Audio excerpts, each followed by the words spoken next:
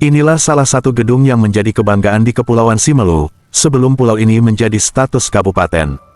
Gedung ini berlokasi di belakang Polsek Desa Sukakarya Kecamatan Simelu Timur Kabupaten Simelu Aceh. Dahulu gedung ini disebut dengan nama PHR, yang berfungsi sebagai tempat aktivitas segala kegiatan resmi pemerintahan. Bahkan, sekitar tahun 80-an, gedung ini pernah berjaya dan menjadi pusat hiburan masyarakat setempat.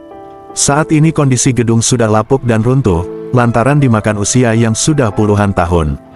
Demikian sekilas info, salam MNTV Jurnalis, Senin tanggal 27 Januari tahun 2025.